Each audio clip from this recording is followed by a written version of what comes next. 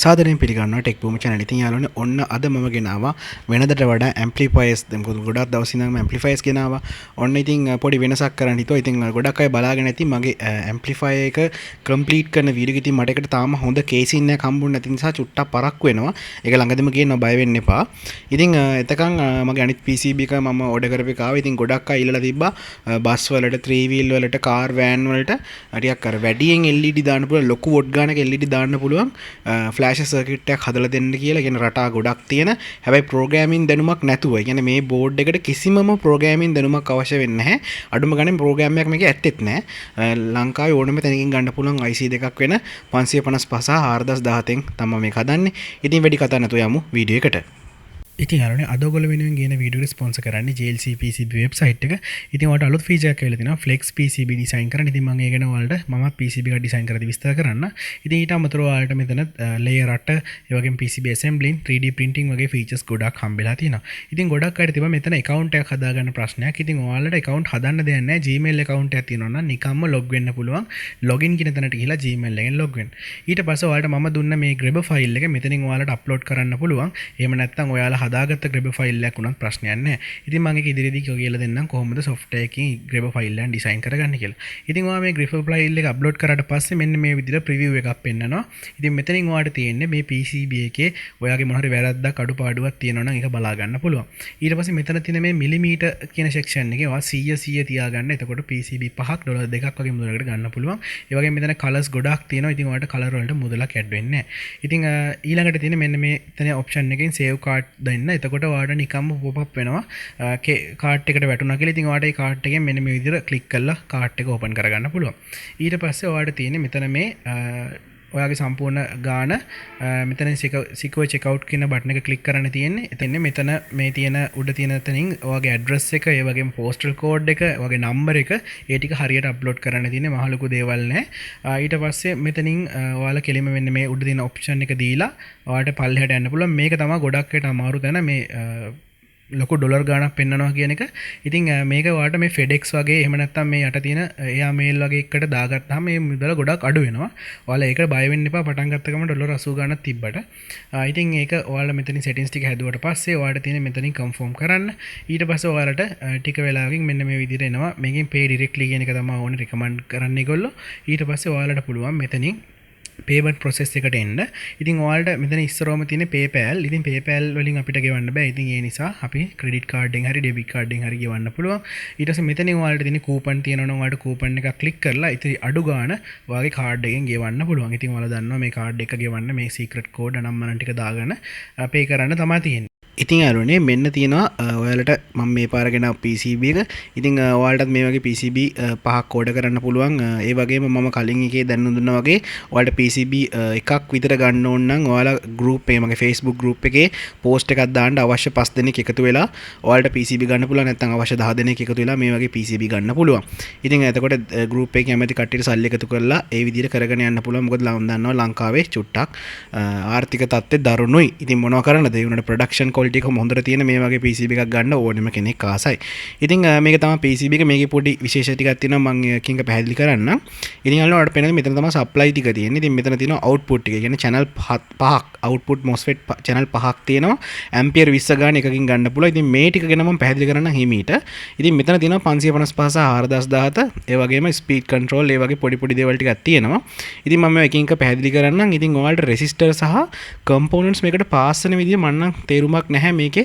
වෙනදා වගේම මම මේක skip කරනවා. මොකද වැඩක් නැහැ බොරුවට. මොකද මම මේකේ සියලුම values ටික දාලා තියෙනවා. ඉතින් ඔයාලට පොඩක් 1k resistor සහ මේ 10k අතර 1.1 1.2 එහෙම නෙමෙයි තියෙන්නේ මේ resistor ගාන තියෙන. කියන්නේ 1k එකයි 2 1k එක 3 1k එහෙම තියෙන්නේ. පටල ගන්න එපා.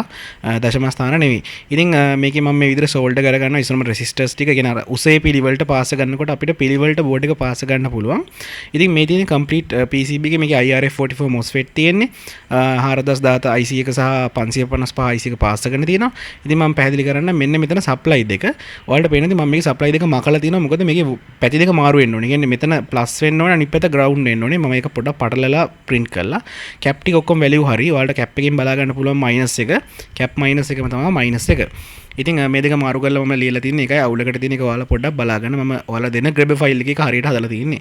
ඉතින් මේ MOSFET එක IRF44 MOSFET වලින් output එක සහ මෙන්න මේ common plus එකක් තියෙන්නේ මේකේ. ඊට පස්සේ ඔයාලට පේනවා ඉතින් මෙතන 70යි 12ක් දාලා තිනවා. මොකද ඔයාලට මේකට 24 උනත් දෙන්න පුළුවන්. කියන්නේ බස් වල ලයිට් උනත් කන්ට්‍රෝල් කරන්න පුළුවන්. ඉතින් 24 දෙන්න තමයි 70යි 12ක් දාලා තියෙන්නේ.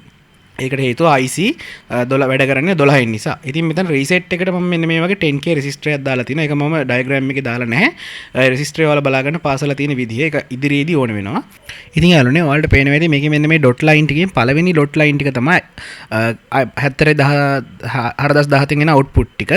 අවුට්පුට් 10ක් එනවා. ඒ වගේ මේක එකක් කර පහක් තියෙනවා මෙන්න මේ MOSFETs වලට. ඉතින් මේ MOSFET වල ඉන්පුට් එක කියන්නේ MOSFET වල ගේට් ලයින් එක තමයි ඒ පහ. ඉතින් ඔයාලට පේනවා ඉතින් මෙතන මම දැන් මේ විදිහට ඩයෝඩ්ස් ටිකක් පාසලා තිනවා. ඔයාලට පේනවා ඩයෝඩ් වල පැත්ත හොඳට බලා ගන්න. MOSFET පැත්තට තමයි සුදු ලයින් එක තියෙන්නේ. ඉතින් ඒ වගේ ඔයාලට රටා ගොඩක් හදන්න පුළුවන් ඩයෝඩ් වලින්. මම ඒක පැහැදිලි කරන්නම් එකෙන් එක. ඉතින් ඒකට මේකට ඊට කලින් අවශ්‍ය වෙනවා අපිට LED ටිකක් කියන්නේ රටාව බලන්න. ඉතින් මේකට මම පාවිච්චි කරන්නේ 12 volt LED. හැබැයි ඔයාලට මේකට 24 LED පාවිච්චි කරන්න පුළුවන්. ඔයාලා 24 LED දානවා නම් අනිවාර්යයෙන්ම සප්ලයි එක 24 වෙන්න ඕනේ. හැබැයි IC වලට හානියක් වෙන්නේ නැහැ. මොකද හේතුව මේකේ රෙගියුලේටර් එකක් දාලා IC වලට 12 volts ම තමයි හැම වෙලේම යන්නේ. ඉතින් යාළුවනේ මම මේ ටික මෙන්න මේ විදිහට පාස් කරනවා. LED ටික common plus එක විදිහට තියනවා. ඊට පස්සේ minus ටික වෙන වෙනම LED වලින් MOSFET වලට ඇවිල්ලා තියෙනවා. ඉතින් මේක තමයි පළවෙනි රටාව. IC එක පැත්තෙන් Q0 ඉඳන් Q9 දක්වා තියෙනවා. ඒකෙන් මම පහයි පාවිච්චි කරලා තියෙන්නේ. MOSFET line පහම පාවිච්චි කරලා තියෙනවා. මේ එකක් කර තියෙන MOSFET line ටික එකට අඳුර ගන්න වට පාත් වලින් පුළුවන්. ඉතින් ඒ ටික පාත් වලින් අඳුරගෙන අනිවාර්යෙන් පාස් ගන්න හරියට IC එකෙන් පින් 10ක් එනවා. ඒ 10 මම පින් 5ක් පාවිච්චි කරලා තියෙනවා. ඉතින් ඔයාලට දැන් මේකෙදි වෙන්නේ අපි පහක රටාවක් හින්දා එක අතකට තමයි යන්නේ. මම දැන් සප්ලයි දෙන්නම්. ඔයාලා බලන්න උඩ ඉඳන් පල්ලෙහාට එක පාරක් යනවා. මොකද IC එකෙන් අවුට්පුට් පහක් අරගෙන කෙලින්ම MOSFET පහට දීලා තියෙනවා.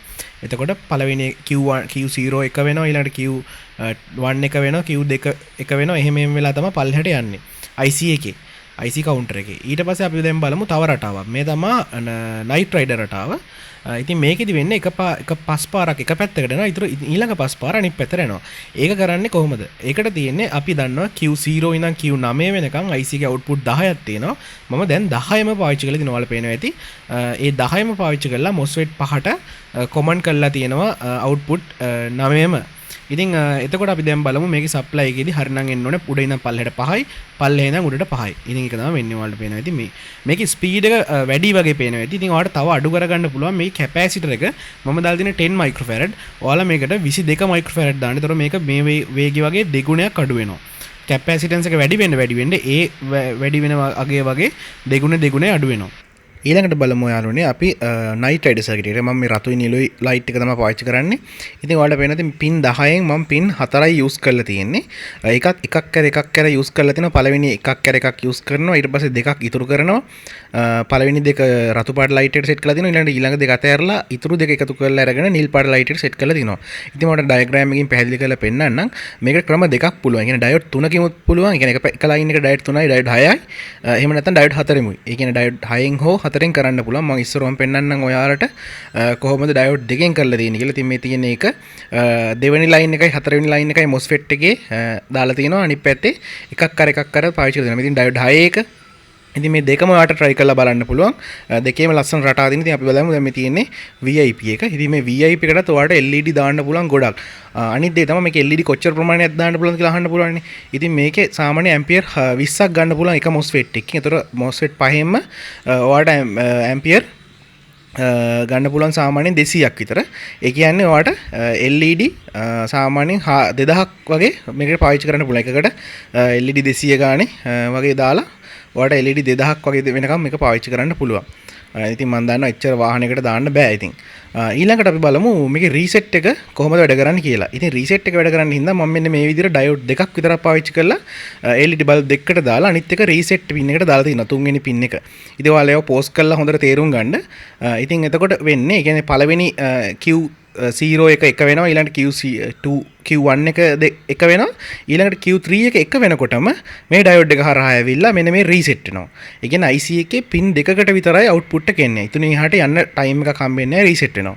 ඉතින් ඕක තමයි මේ රීසෙට් පින් එක මම එළියට නම් කරේ.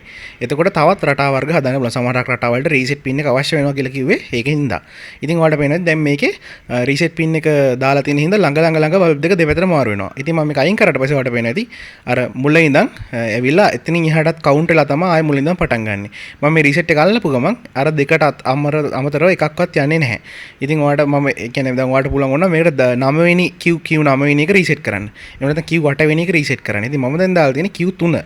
Q1 එක සුදු LED එක, Q2 එක රතු LED එක, ඊළඟට රීසෙට් එක. එතකොට තමයි මෙන්න මේ විදිහට ළඟ බ්ලින්ක් වෙන්නේ. ඉතින් ඔන්න ඔය හේතුව තමයි මම මේ රීසෙට් පින් එකට අත්‍යවශ්‍යයි කියලා කිව්වේ. ඉතින් මම මේකට දැන් ඔයාලට බලන්න මම මේකේ පළවෙනි රතු පාට එකට රීසෙට් එක දාන්න. එතකොට පේනවාද?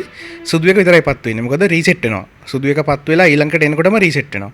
ඉතින් අන්න ඒක තමයි රීසෙට් පින් එකේ තියෙන වාසිය. දැන් අපි බලමු රීසෙට් පින් එකට මෙන්න මේ ක්ලිප් එක ගහලා Q9 එකට අල්ලලා බලමු. පළවෙනි කියන අන්තිම එකට. ඊට කලින් අපි බලමු මේ උඩ ටිකට. බලන්න ස්පීඩ් එක ටික වැඩි වෙනවා. මොකද හේතුව රීසෙට් රේන්ජ් එක ලඟ වෙනවා. රීසෙට් එක දැන් 9ට අල්ලපුවම පේනවනේ පොඩි වෙනසක් තියෙන. ඊට පස්සේ 8ට ඔයාලා බලන්න ටික ලං වෙන එක ලං වෙනවා. ඒ කියන්නේ රීසෙට් පින් එකෙන් තමයි මම පොඩ්ඩක් ඔයාලට පැහැදිලි කරේ. මොකද ඒක ඉතා වැදගත් රටා හදනකොට. ඉතින් යාළුවනේ මේක තමයි සර්කිට් එක අද වැඩි විස්තර නම් නැතුව ඇති. ඉතින් ඊළඟට මම ගේන්නම් ඇම්ප්ලිෆයර් එක සම්පූර්ණ කම්ප්ලීට් සර්කිට් එක. ඉතින් මේකේ මහ ලොකු දේවල් කියන්න නැති නිසා මම හිතනවා ඔයාලා මේකේ ඩයග්‍රෑම් බලලා